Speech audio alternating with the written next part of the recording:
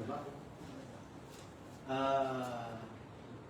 Itong pagkakapatiran na siyang pinakamahalaga sa turo sa atin ng ating religion Islam.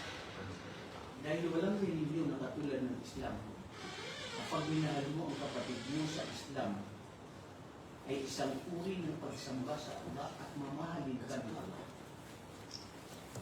Halimbawa, katulad nito kapatid natin na sinisip, narinig niya, magkakapitbahay kami nito sa Mukhalukuluyin, sa Marawi. Narinig niya na nandito ako, pumunta siya dito. Nabigla ako na surprise. Kung ang pagpunta niya rito ay para sa Allah, na nananabik siya na makita niya ako, ito ay isang uri ng pagsamba at gagantimpalaan siya ng kapatawaran sa kanyang kasalanan. So where you can find a kind of brotherhood like this, when you visit someone for the sake of Allah, you will be granted by the pardon of Allah and you will be rewarded. Only in this religion, Islam. Wallahi mga kapatid. Kaya ako, natutuwa sa inyo dahil nakita ko ang bikis ng pagkakapatiran ng bawat isa. Ayan na hindi nabibilian ng pera, ng kwarta. Pagyamanin yan, tuloy-tuloy nyo lang yan mga kapatid. Kaya dapat ang magkakapatiran sa Islam, piliin niya, tignan niya, hanapin niya kung sino yung kaibigan na magbibigay ng kabutihan sa kanya. Dahil ang kaibigan, tanggapin nyo o hindi, maniwala kayo o hindi, isang napakalaking instrumento ito sa buhay natin. Alam natin yan, lahat tayo nag-aral. Tell me who your friends are and I will tell you who you are. Qul liman huwa asdiqauk o aqulu laka man anta. And this is true, and this is the reality. Tignan nyo ang magkakapatiran, ang magkakaibigan, ang magkakasama, kung sino yung sim-sim sawa-sawa. Yung parehas ng stroke. Samra, no, namlagid siya stroke. Kabadim, di magunuta, imapiag si padidrag. Di makapkuna. So, ibig sabihin dito, mga kapatid, dito mahalaga ang ating pagkakapatiran, bigkis ng pagkakapatiran para sa Allah subhanahu wa ta'ala, dahil sila, sa araw ng paghukom, sila yung titipunin ng Allah sa araw ng paghukom. Subhanallah. Ako bro, namangha ko sa isang hadith ni Propeta Muhammad sallallahu alaihi wasallam. Tignan nyo itong isang hadith na ito. Sa paraiso ng Allah, pag nandun na ang isang tao, Allahumma amin, Allahumma dakhilna al-jannah. Ya Allah, tanggapin kami sa paraiso at lipunin kami doon sa katulad ng pagtitipon namin dito sa bahay na ito. Doon sa paraiso, kapatid, pag nandun ka na, sa buhay mo, maalala mo ang mundo. Sasabihin mo, nasaan kaya yung dati kong kaibigan? O naging kakilala ko? O naging kasamahan ko? Hindi mo nakita sa paraiso. Sabi sa hadith, sasabihin sa kanya, ang kaibigan mo nandoon siya sa impyerno. Bakit nandoon siya sa impyerno? Dahil siya ay naging suwail sa Allah subhanahu wa ta'ala. Pero hindi gusto ng Allah na ang tao na tinanggap niya sa paraiso ay magkakaroon ng lungkot o magkakaroon siya ng mayroon siyang hinihiling na gusto na hindi ibigay ng Allah. So ipinakita sa kanya na siya ay nasa impyerno. Sabi niya, Ya Allah, sana naman itong kaibigan ko mapunta rito sa paraiso. Dahil hindi ko makapakali na nandun siya sa impyerno, tapos ako nandito sa paraiso. Sasabihin sa kanya, kunin mo ang kaibigan mo, tawagin mo mula sa impyerno, papasokin sa paraiso. Ibig sabihin nito, annal muslim yashfa li sahibi. Qul lilladina amanu, yaghfiru lilladina la yarjuna ayyam Allah. Sabihin niya Muhammad sa mga taong naniniwala sa Allah ay yaghfir, sila ay magpapahiling sa Allah o magmamamagitan sa tao na sila ay mga makasalanan o mga tao na minsan ay naging pabaya sa mundo. Ang kondisyon, huwag ka lang magtambal sa Allah. So anong aral dito mga kapatid? Hinihiling natin sa Allah. Sana ako, ikaw, kahit sino sa atin dito, kung sinong tanggapin sa atin ng Allah ng paraiso, sana makita natin na hindi natin makita bawat isa doon, sasabihin mo, sana nandito si Husni. Ya Allah. Walay bro, tawagan natin ang bawat isa sa atin sa paraiso. Allahumma amin. Sa maikling gabing ito, ang gusto kong ibahagi sa inyo ay ang isang kwento sa tungkol sa dalawang matalik na magkaibigan. Sino itong dalawang matalik na magkaibigan? Nabanggit sa Quran, sa tafsir ng mga pantas, ito si Uqba bin Khalaf. Si Uqba bin Abi Mu'ayt, si Uqba bin Abi Mu'ayt, at saka si Ubay bin Khalaf. Si Uqba ibn Mu'ayt, isa siya sa mga hindi Muslim. Ngunit, lagi siya nagusto ng maghanda ng pagkain sa mga Quraysh. Naghanda siya ng pagkain, pero best friend niya na matalik niyang kaibigan, itong si Ubay bin Khalaf. Kumbaga, anong gusto ng kaibigan niya, yun ang gusto niya. Sinusunod niya. Ganyan naman tayo, di ba? Lalo na kung mahal mong kaibigan mo, kung influensya niya siya, sir, boss, sige, sama ko sa'yo, basta libre mo ako. Pag libre kasi, okay lang yan, sasama ka agad, di ba? Pero ang punto rito, bro, maganda yung samahan nila. Ngayon, naghanda siya ng pagkain. Nung naghanda ng pagkain, inimbita ang mga Ashraful Quraysh, pero gusto niya invitein si Propeta Muhammad. Kasi siya, minsan, sumasama doon sa mga pakikinig sa mga kaibigan niya na nag-Muslim. Pero siya hindi nag-Muslim. Kasi siya ay mushrik. Na nandun siya sa reliyon ng kanyang matalik na kaibigan. Na si Ubay bin Khalaf. Na kinatatakutan niya at sinusunod niya. Ngayon, ang nangyari, sabi niya kay Propeta Muhammad, O Muhammad, punta ka sa paghahanda namin. Nagbiro si Propeta sallallahu alaihi wasallam.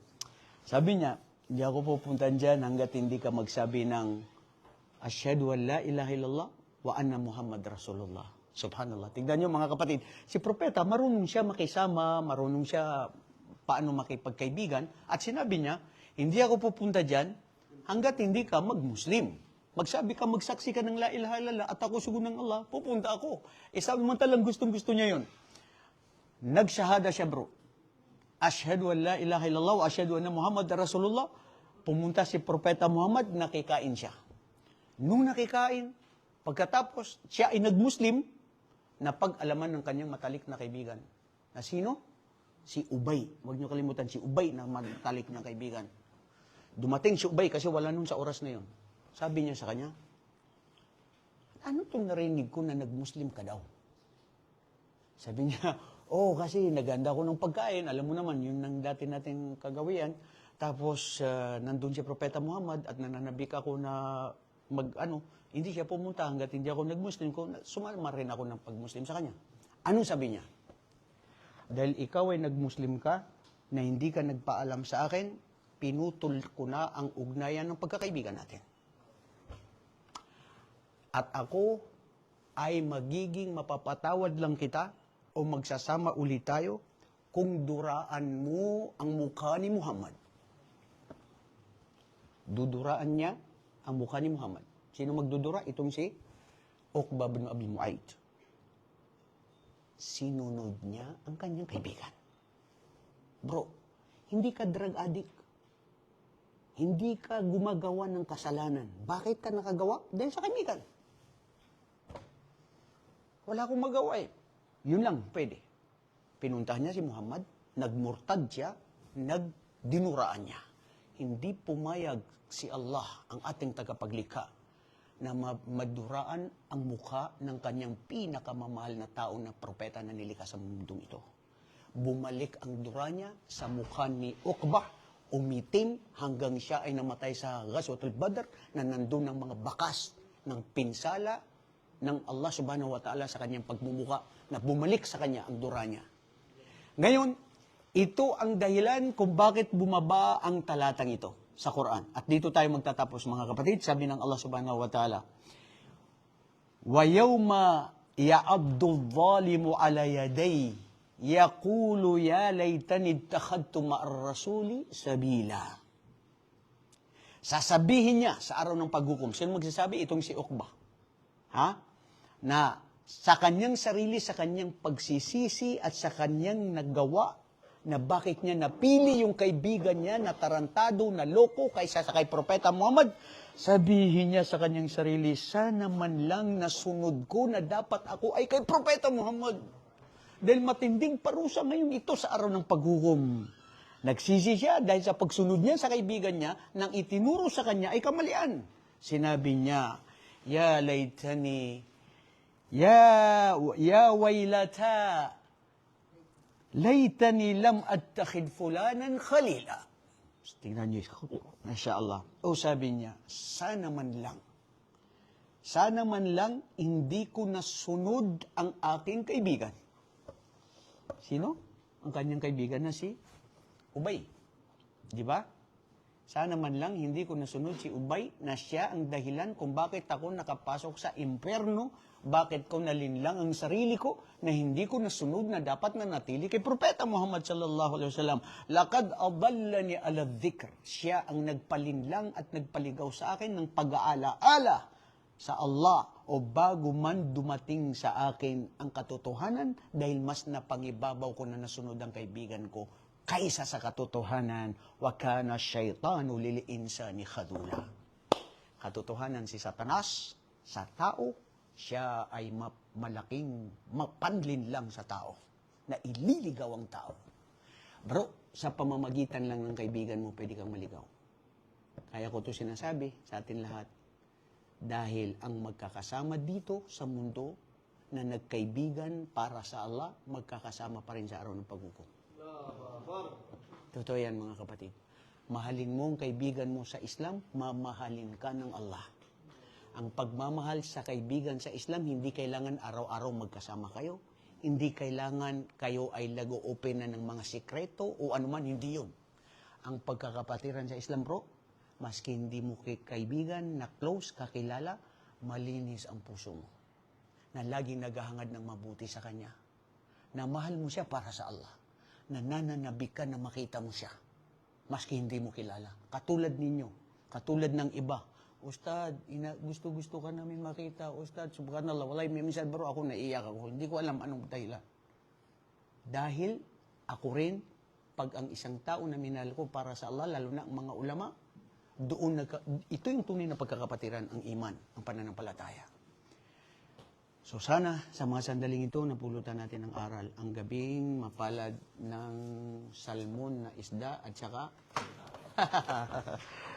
Bay, labi gyud ang imong kuan ba, isda. So, ya Allah, lipunin tayo sa paraiso mga kapatid. Wallahi.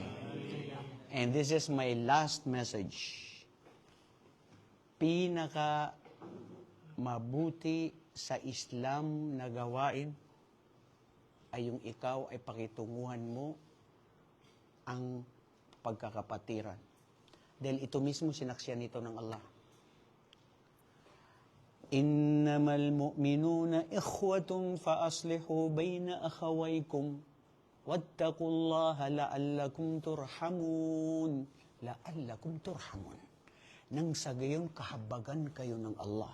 Ang tunay man na magkakapatiran ay ang mga naniniwala. Ang naniniwala sa Allah. Bro, nararamdaman nyo yan. Pag minahal nyo ang kaibigan mo para sa Allah, ay mamahilin ka ng Allah na walang kondisyon. Huwag tayong mag-antay ng kapalit. Bilang panguli, ito ang tips dito. Minsan nagkaibigan tayo para sa Allah sa simula. Pero si Satanas, nililin lang ang dalawa hanggat maghiwalay sila na nandoon ang puot at galit. Sa una, Islam.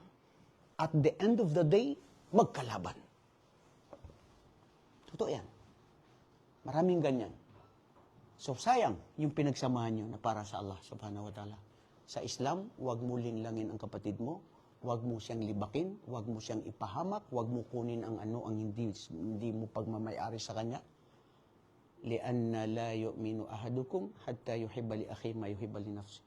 Hindi kumpleto naganap ang mananampalataya sa inyo hanggat hindi niya mahalin ang kanyang kapwa-tao, ang kanyang kapatid sa Islam sa katulad ng pagmamahal niya sa sarili niya. Sa Islam, subhanallah, maraming patungkol dyan mga kapatid. At ito, tinanong kanina sa akin isa, paano ka ba napunta sa Madina? Sa totoo lang mga kapatid, Napunta ako sa Madina, wala sa pangarap ko, wala sa inaasam-asam ko. Kung siguro may dahilan kung bakit, ay dahil sa kaibigan. Nga naman, Ustad, doon siya nag-imong gibuhat ba? Wala. Dati, noong 1990, napunta ko yata ng Medina, 91, 92, I think, 92. Second year college ako sa UE, I was taking AB Sociology. Tapos, pumupunta ako sa mga Islamic Center doon sa IRIC, International Relations Center, doon sa may Taft Avenue, sa Magasana, malapit sa Luneta. Nandun yung mga balik Islam, Tausug. Nandun si Isa Biago, na dati dito si Isa Biago. Bago pa dumating dito si Isa. Teacher ko yun, nagtuturo sa amin ng comparative. Sila ni Namuahid Rojas. Ngayon, pumupunta dito yung mga balik Islam, mga Tausug. Ako, pag Saturday, ang gusto ng isang estudyante, nanonood ng sine. Di ba? Sinong hindi nanonood sa inyo ng sine dito? Gusto natin, nanonood ng sine, magtanaw sine ba, di ba? Ngayon, lalo na sa kapanahon na yun na 1990, paborito ko si Jet Li. Lumilipad siya na hindi ko alam, walang pakpak. Once upon a time in China, 1, 2, 3, lahat yan, wala akong pinalagpas dyan. Saturday, pumunta ako doon sa Skag, bro.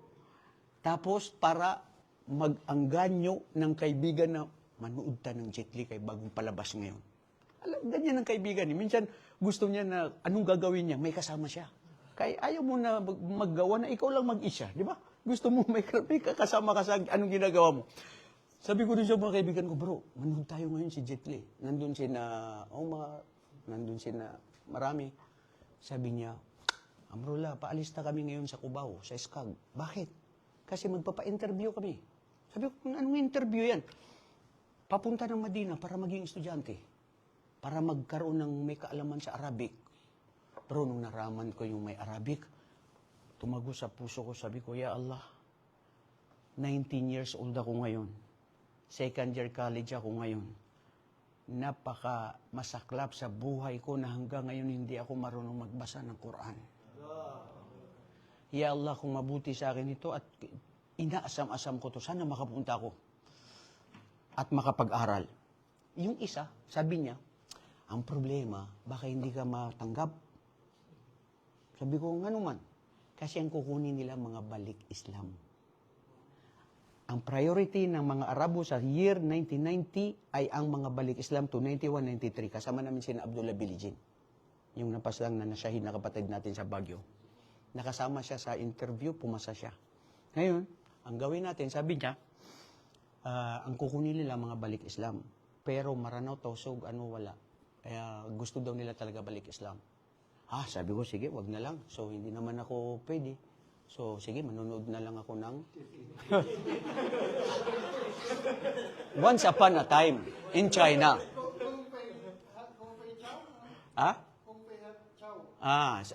Alam mo pa yung pangalan niya? Si Fei, Kung Fei, ha? Si Kung Fei, di ba? Si Master Kung Fei. Okay, bro, anong nangyari? Pupunta silang tatlo, magpapa-interview. Yung isa, hinawakan niya ko sa kamay. Sumama ka na. Wala kang makukuha dyan kay Jet Li, kamuta lang ang makukuha mo dyan. Sabi ko, ba't ako sasaba na wala akong papel, wala akong mga biodata, sumama ka lang. So, nalulungkot ako naman manood kay Jet Li na ako lang mag-isa. Sabi ko, sige, sumama na lang ako. Bro, sumama ako sa kanila, walang preparasyon, walang papel, at dahil sa pagsama ko sa kanila, nabago lahat ang buhay ko at itong dahilan kung bakit siguro nakikita niyo ako ngayon dito. Wallahi, isipin niyo yun. Paano nangyari? Sumama ako sa kanila. Nagpa-interview sila. Nakita ko sa Skag, sa Cubao pa yun, na may mga bago na nandoon, na mga Tausug, mga Maranao, mga Maguindanao. Hindi magpapaiwan ng Maranao. Basta kabutihan, maski ano gagawin niya yan. Nagtitinda nga sila doon sa buwan ng banig. Di ba? So, mayroon pang mga mutawa, ganyan, mga ustad. Sabi sa akin ng isa, ayaw mo sumama? Yung mga kababayan mo, mga Maranao, magpapa-interview sila, gusto din nila mag-aral sa Madina. May mga edad pa yun, bro. And that time, I was only 19 years old. Sabi ko, paano ako pupunta dyan? Wala akong papel. Di ba uso yun yung photo me? 15 o 20 pesos lang. 3 minutes, 20 pesos o 40 pesos. Nagpa-picture ako. Yung kaibigan ko mismo, siya pa nagsulat. Ano ba yung pangalan mo? yung spelling. Sinulat niya, birth, ganun. Bro, secret sa buhay natin, ikhlas. Sabi ko, Ya Allah, ang lahat ng nangyayari ay sa kapasyan mo. Maliit pa ako, Ya Allah, gusto ko nang magbasa ng Quran. Ya Allah, kung mabuti sa akin na makapunta ng Madina, Ya Allah, walang makakahadlang. Nagpa-interview lahat. Ang in-interview, more than 150 that day. Kasi simula 2 days eh. Kapon pa daw, yun yung pang second day. Nung nag-interview sila lahat, natawag ang pangalan ko. Picture, tapos na, after 3 minutes, biodata, nilagyan lang ng stapler, binigay na doon, natawag, Amrola Diambangan. Unang tanong, inshallah. Marunong mag-English yung isa, si Dr. Sheikh Saleh Al-Faiz. Nagtuturo sa Kulyat Sharia sa Madina nung dumating kami. Yung kasama niya nag-aral sa Britain. Siya yung marunong mag-English, yung si Dr. Saleh walang English. Sabi nung isa, si Dr. Saleh, itanong mo daw anong pangalan niya. Sabi niya, what is your name? I said, my name is Amrola Diambangan. No. What was your name before Islam? Kasi balik Islam ang kukunin nila. Na hindi ako balik Islam, marano man ako. Diba? So, sabi ko, no, Sheikh, no, brother. I am a Maranao. I belong to Maranao tribe. Nagsabi, bro, kapatid na Musa, sabi nung isa, you don't know that our priority this year, only those who are reverted to Islam? Because there are already many ulamas in Mindanao, and we prioritize this year those who embraced Islam because we want to spread Islam in Metro Manila, like that. Siyempre, alam ko na yun, sinabi sa akin ng kaibigan. Sabi ko, yes, Sheikh, I know that. But there is only one thing I know. Do you know what is that? I came here, in my heart, I ask Allah, if Allah wants me to go to Medina, you cannot do anything. Allah is the one who controls everything. Wallahi bro, yung sheikh na yun, na ayaw niya ako mapunta ng Medina, nagyakap sa akin. Mashallah. Pamanan sa Marano na teofikan wala siya kini. Ibig sabihin, upaman, yung yakin ng pananampalataya. Bro, wallahi, pinabasa ako ng Fatiha, Qul huwallahu ahad, yun lang ang alam ko, mali-mali pa. Sabi nung Arabo, miskin, hada. Hindi to dapat ano. Oo. Yun ang nangyari, bro. Lumabas yung in-interview, 10 ang kinuha sa more than 150, 160. Ang pumasa ay 10 na mga nagpa-interview na lahat balik Islam, maliban kay Amrola Diambangan na taga Marawi, nasabi pa ng mga iba kong mga Maranao, nagpanggap yan. Adi na kada Sambrano, waro. Hindi mawala yung Sambrano, bakit siya tinanggap na, nasabi nila na kukunin nila na makabalik Islam, di ba? So, anong nangyari? Sige, mag-judge kayo. Wallahi, I never tell a lie. Sinabi ko, I belong to Maranao tribe, and I was born as a Muslim. But even if you don't like me to go in Medina, Allah is the one who controls. Wallahi bro, mga kapatid, napunta ko ng Medina, 1 buwan nagsasalita ang Shaykh, wala kong waku kasabot, unsa yang gingon. Sabi ko sa sarili ko, unsa ba niring buhay ani diri? Sulti-sulti, murag ko buang diri na di ko kasabot. Pero ang maganda doon, may mga kasama ko ng mga taga-Amerika, na katulad ni Abdullah, yung taga-Amerika, wala rin alam sa Arabic. English lahat. Sabi niya sa kanya, hey man, that's okay. That's okay. So, yun ang nangyayari, bro. Tapos, subhanallah, yung sinadir, ako pa nagturo noon ng, hindi naman kalokohan, pero napahiya siya sa loob ng klase. Nagtanong yung sheikh, sabi niya, hada, Pilipini, hada. Isis muka inta. Sabi ko, ana, siyempre, naintindihan mo niyan, mas muka. Sabi ko, ismi Amrullah. Sabi niya, hal anta mutazawij? Kulto, narinig ko kasi. Ano yung hal anta mutazawij? Tinatanong niya yung mga kasamaan ko, sinasabi nila, la. Hindi ko alam ano ibig sabihin ng hal anta mutazawij. So sabi ko rin, la. Nakigaya lang ako. Okay? Mahirap yung makigaya ka talaga. So sabi ko, la. Naintindihan ng sheikh na hindi ko alam ang tinanong niya. Tinanong uli niya ako, hala ka aulad? Sabi ko, naam. Tignan mo yan bro, kung paano mo linlangin ang sarili mo. Sabi ni Abdullah, yung kasama ko na Amerikano, hey man, you don't know what did he ask you? I said, tell me, what's that? He asked you, are you married? And you said no, and that's okay. Now he asked you, do you have children? And you said yes. Si Nadir minsan sabi niya, Amrullah, anong sasabihin ko yung hindi ko alam? Ang sasabihin mo, la adri, di ba? La adri. Sabi ko, Nadir, sabihin mo, la tadri. La tadri. So, tawanan sila. Mga kapatid, kwentuhan na samahan ng pagkakapatiran na minsan kung bakit ikaw naging ganito ay dahil sa kaibigan mo. So sana sa gabing ito napulutan natin ng aral. Jazakumullahu khairan, barakallahu fikum at maraming salamat sa inyong lahat. Assalamualaikum warahmatullahi wabarakatuh. Nasobrahan yung 11 o'clock. Kita-kita na lang tayo sa Alfanar bro bukas inshallah. Okay.